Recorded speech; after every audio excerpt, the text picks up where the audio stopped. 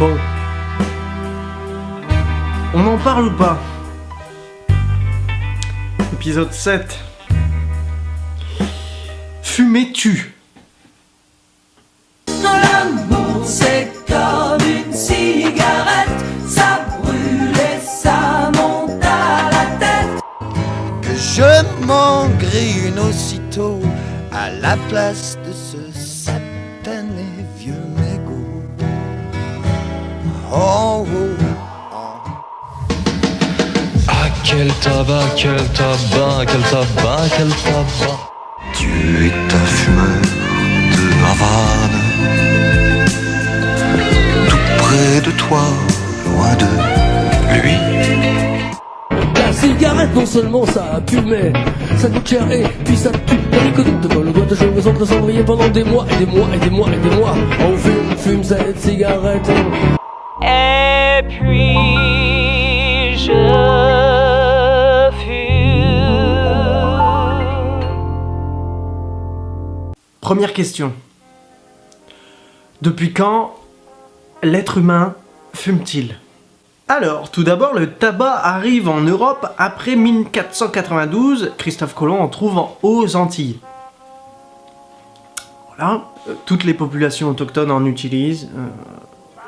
En poudre, prisée, chiquée ou fumée, dans ce qui ressemble à des sortes de cigares ou des pipes. En 1560, l'ambassadeur de France à Lisbonne, Jean-Nicot de Villemain, on envoie à Catherine de Médicis dans l'optique de soigner ses migraines, ou celle de son fils François II. On ne sait pas si ça a vraiment fonctionné, mais la thérapie par le tabac a bien progressé ensuite. Catherine est une vraie influenceuse à cette époque. En 1694, Pierre Pomé publie son Histoire générale des drogues, et des plantes, et des animaux, et tout ça. Il en recommande l'usage pour soigner plein de trucs, comme les rhumatismes, la gale, et aussi l'asthme. Bon, juste avant ce bouquin, il y en a un autre qui est sorti, c'est le médecin d'Hambourg, Théodore Kerkring, qui en avait sorti un nommé Précis d'anatomie, dans lequel il raconte ce qu'il voit lors d'autopsie de fumeurs. Donc je cite: la langue est noire, dégage une odeur de poison, la trachée est bouchée par la suie, les poumons sont secs et friables. Donc déjà à l'époque, il y a des gens pour et des gens contre le tabac. En 1665, dans sa pièce Don Juan ou le festin de Pierre, on oublie souvent le deuxième titre, Molière fait dire à Sganarelle, au tout début de la pièce, premier acte de la première scène: quoi que puisse dire Aristote et toute la philosophie, il n'est rien d'égal au tabac. C'est la passion des honnêtes gens, et qui vit sans tabac n'est pas digne de vivre. Il instruit les âmes à la vertu, et l'on apprend avec lui à devenir honnête homme. Alors, il est supposable de se dire que tous nos sages philosophes grecs et antiques auraient pu être totalement différents s'ils avaient connu le tabac. En réalité, on ne sait pas si ce vieux continent qu'est l'Europe a découvert le tabac uniquement grâce à Christophe Colomb et ses amis envahisseurs, parce que on a retrouvé des traces de nicotine et de cocaïne dans le tombeau de Ramsès II. Ils ont tout su, les Égyptiens, ils savaient tout ça. Et au XVIIe siècle, en France, les hommes et les femmes fumaient du tabac, à égalité. Nicolas Boileau écrit dans sa satire 10 à propos des femmes: t'ai-je fait voir de joie une belle animée, qui, souvent d'un repas sortant tout enfumé, fait même à ses amants trop faibles d'estomac redouter des baisers pleins d'ail et de tabac. Gentil petit Nicolas. Il y a aussi un éloge du tabac enfumé qui a été écrit par Charles Perrault pour l'Académie française. Et il y a aussi, par contre, dans les gens contre, il y a la princesse Palatine. Alors c'est la seconde épouse du frère de Louis XIV. Elle dit: avec un nez barbouillé de tabac, on a l'air, passez-moi l'expression, d'être tombé dans la crotte. Bon, il paraît que cette princesse-là, elle avait aucun tact. et certains ont même dit qu'elle ressemblait à un homme. Bon, au XVIIIe siècle, l'industrialisation du tabac augmente considérablement le nombre de fumeurs en France. Il y a des fabricants de pipes, des fabricants de cigares, des fabricants de tabatières, des manufactures en veux-tu en voilà, dont celle de Nantes. Bim, photo. Tous ces gens délaissent le tabac à priser et à chiquer. À cette époque, c'est la comptine qui arrive, la comptine que vous connaissez tous, de la main d'un auteur-compositeur qui s'appelle Michel Corrette et d'un abbé qui s'appelle Gabriel Charles de Lattaignant, l'abbé de Lattaignant, en 1760. J'ai du bon tabac dans ma tabatière, j'ai du bon tabac, tu n'en auras pas. J'ai de la banaya dans ma tabatière, j'ai de la cesse et j'ai du crack dans la poche. L'air bien maquillé, les 2-3 tas sur la banquette.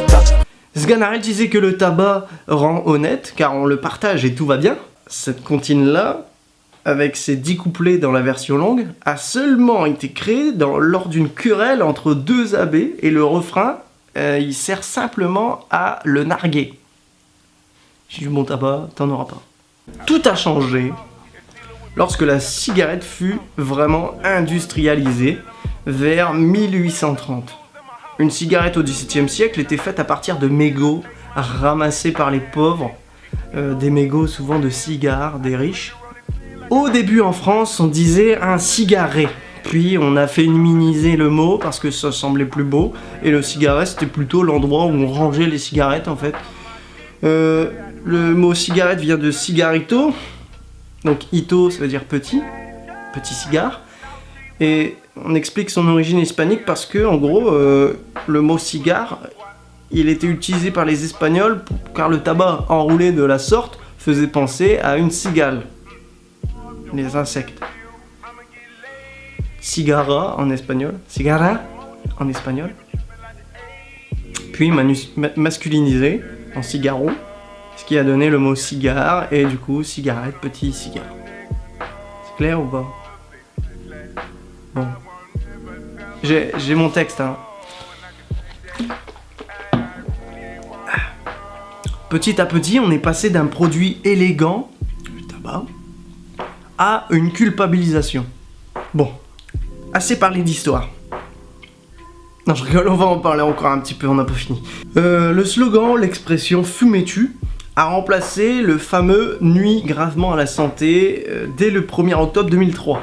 La forme et la place que prend ce slogan sur les paquets doit faire penser à un faire-part de décès. Ça fait plaisir. Dès le 20 avril 2011, une image dissuasive apparaît, puis en 2017, l'État impose les paquets neutres, avec des images choquantes. Du coup, c'est pas très neutre.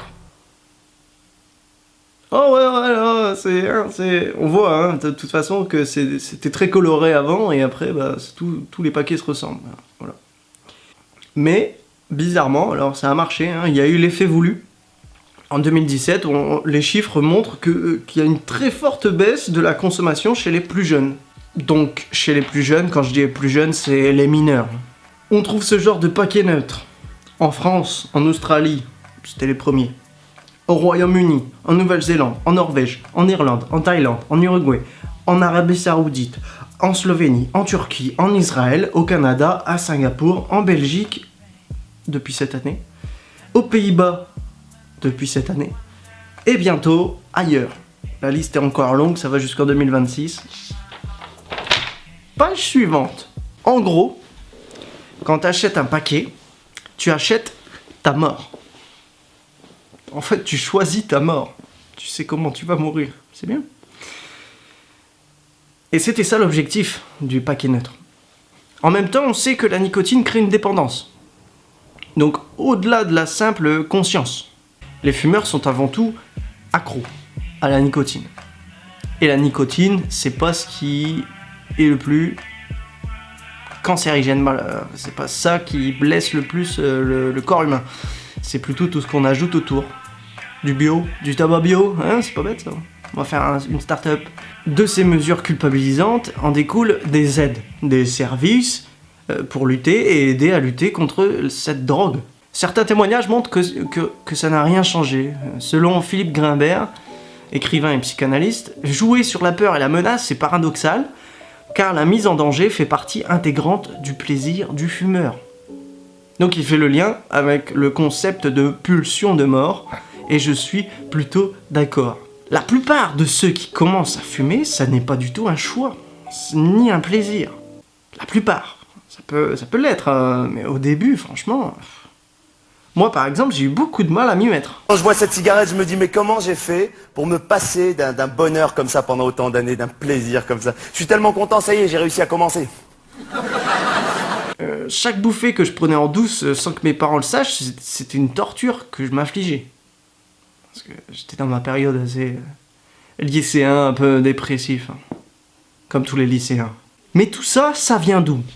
Deuxième question de la vidéo. Personnellement, quand j'étais enfant ou collégien, je militais contre le tabac. Et c'est vrai que le sujet du tabac ne se discutait pas. Encore à une époque proche d'aujourd'hui. En 2010, Kenneth Myers a réalisé une étude, une recherche médicale quand il était étudiant en médecine. Il montre que fumer du tabac peut avoir des avantages pour les sports d'endurance. Fumer 10 cigarettes par jour, ça permet de faire monter le taux d'hémoglobine, donc ça transporte mieux le dioxygène dans le sang. Ça augmenterait la taille des poumons, donc ça fait mieux respirer. Et ça coupe la faim. Et donc ça fait garder un poids idéal. Il avoue que ça, c'est une recherche théorique et qu'en aucun cas il ne pousse les sportifs à fumer 10 clopes par jour. Nuance donc. Mais bon. Il y a des tas de sportifs qui fument et qui ont fumé. Il y en a même qui ont fait la pub pour des clopes. C'est fou. Et dans le temps, hein, à l'époque, au siècle passé, on avait le droit de fumer n'importe où. Dans un avion, dans les transports en commun en général, dans les écoles, dans les hôpitaux, au boulot, dans les ascenseurs, dans les voitures. En fait, il y avait des cendriers partout. Même dans les restos, dans les bars, dans les clubs, les casinos, les débits de tabac. Le 1er février 2007, il y a un décret qui entre en vigueur pour interdire de fumer dans les lieux clos et collectifs. Les restos, etc., les clubs, etc., doivent s'équiper de fumoirs ventilés avant 2008. Dès 2009, on passe de 16 à 18 ans pour l'âge limite de vente. C'était il n'y a pas longtemps. Et la loi Veil du 9 juillet 1976 réduit la publicité du tabac. Et maintenant, on est presque à l'arrêt total de la publicité du tabac en France. Troisième question, avec tous ces efforts, pourquoi il y a encore des fumeurs? C'est vrai. D'abord, il y a le tabagisme passif. Tu traînes avec des gens qui fument, ça peut t'amener à tirer une latte. Ce qu'inhale le fumeur est dangereux. Ce qu'inhale le non-fumeur est bien pire. Ensuite, il y a l'idée de briser les interdits. Surtout pour les mineurs. Les collégiens et les lycéens qui se mettent à fumer en douce pour lutter contre le système et tout. Alors qu'en achetant des clopes, ils en font partie. On vous voit, hein. J'ai pas trouvé d'autres vidéos pour illustrer ça. Et encore ensuite, il paraît que c'est beau. C'est aesthétique, comme disent les collégiens. Oui, alors c'est assez paradoxal, mais de se dire que puer de la gueule, ça peut être beau, mais en particulier au cinéma, hein. 2010 et 2016, il y a 2 fois plus de scènes de tabagisme. Dès qu'il y a une scène de tabagisme qui apparaît, le cerveau s'allume et donne envie de fumer une cigarette. C'était dur de regarder Peaky Blinders, par exemple, quand on est un fumeur. Même ça dégoûte, tellement il fume trop.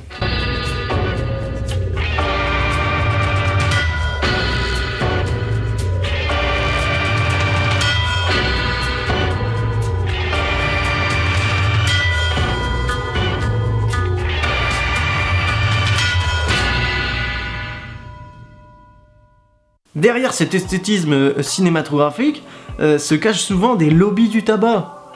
Et ouais. Alain Delon ou Sylvester Stallone qui fume une cibiche Marlboro. Marlboro. Marlboro ou Marlboro? C'est marrant. Un acteur super connu qui fume une clope avec une marque précise, c'est comme un rôle d'influenceur sur Instagram ou sur TikTok ou ailleurs, je sais pas où. Voilà. Donc certains, l'OMS, veulent limiter le tabac dans les films pour empêcher les gens de fumer. Mais bon, si on arrête les meurtres dans les films, est-ce qu'il y en aura moins? C'est une question légitime. Il y a une entreprise qui fait très attention à ça et c'est Disney. Sur Disney+, quand on commence Alice au Pays des Merveilles, Les 101 Dalmatiens, Pinocchio, Pirates des Caraïbes, Dumbo, il est affiché un avertissement au début du film. Ce film contient des scènes de tabac. C'est bien. Moi, à l'époque, dans le temps, quand j'étais jeune, j'étais contre le tabac. Même si ma grand-mère m'offrait des cigarettes en chocolat. Et j'étais surtout contre quand j'étais collégien. Je faisais la gueule à tous mes potes qui fumaient. Puis, au lycée, on aime dépasser ses limites, on aime dépasser ses limites ou on aime ne pas en avoir de limites.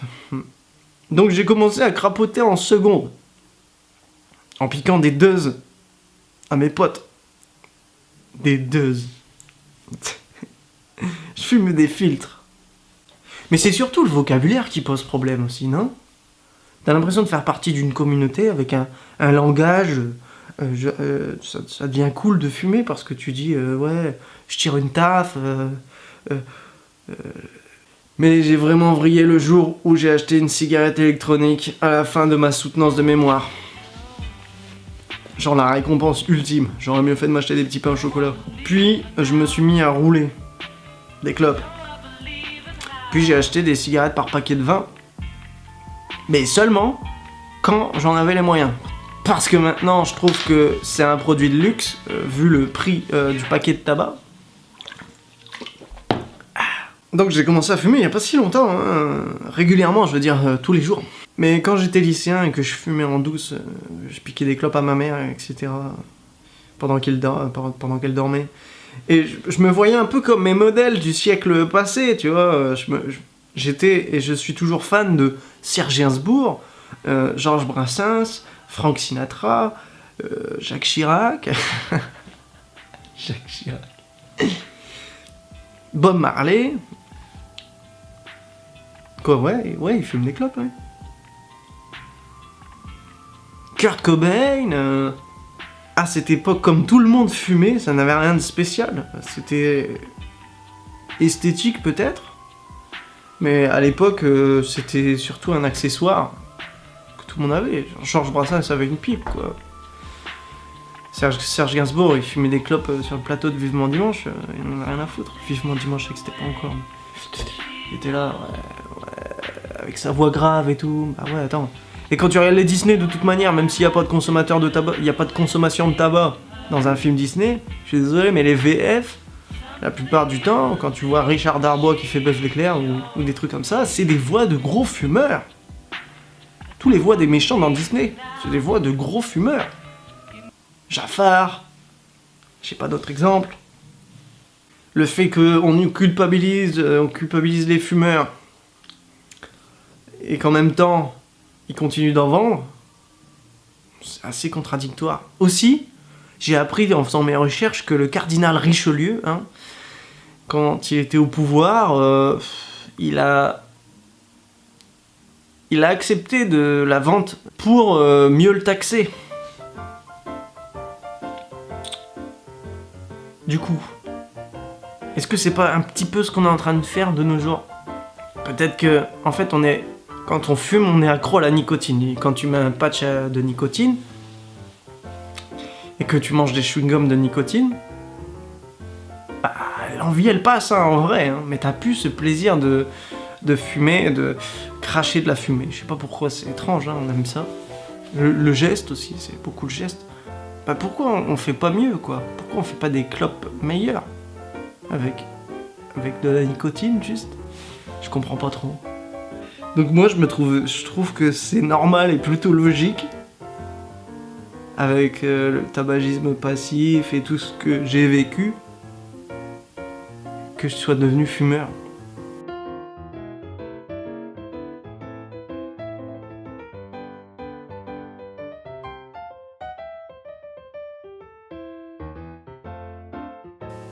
Bon, je pense qu'on a fait le tour, non? Je réfléchis, mais...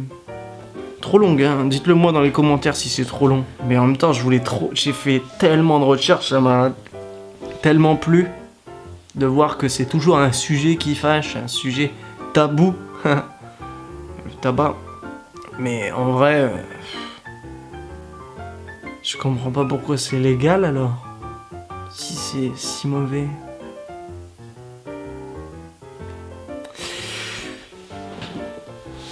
Alors, la prochaine fois, j'avais envie de parler de l'alcool. Mais si vous voulez, on peut parler d'autre chose. Est-ce que ça vous dit que je parle de ma ville? Ma ville natale. Calais. Non? J'ai envie de vous laisser le choix de ma prochaine vidéo. Je peux? Bon, il n'y a jamais beaucoup de vues, il n'y a jamais beaucoup... La plupart des gens qui regardent mes vidéos, ils sont même pas abonnés. Qu'est-ce que tu veux faire? Super l'influence que j'ai. En fait, j'adore faire du montage, moi, c'est tout. Allez. À la prochaine pour de nouvelles aventures.